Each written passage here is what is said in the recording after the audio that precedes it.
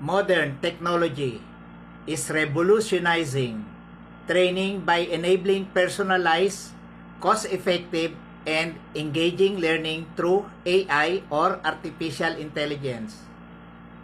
Virtual and augmented online platforms and data analytics offering on-demand access, real-time feedback, and immersive simulation that boost skill development.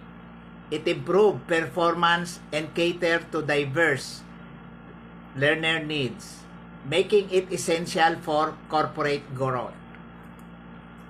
The key tools include adaptive learning systems for tailored paths, virtual reality for safe practice, artificial intelligence mentors for feedback, and predictive analytics to spot skill gaps.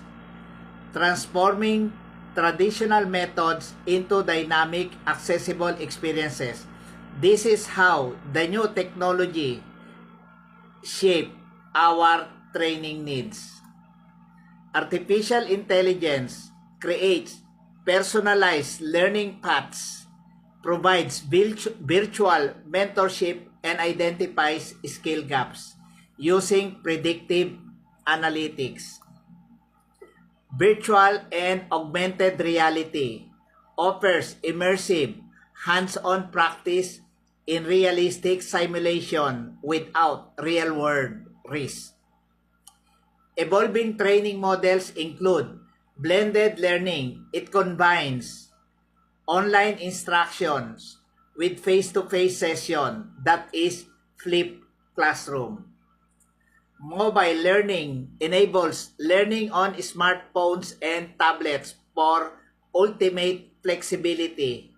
This is how the new modern technology or gadgets enables and enhance our training capacity for effectiveness.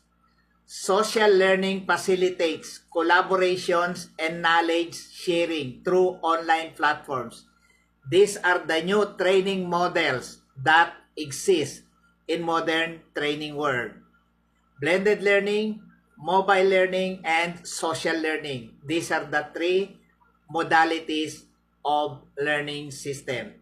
Thank you very much. Merry Christmas to all of you. Shukran.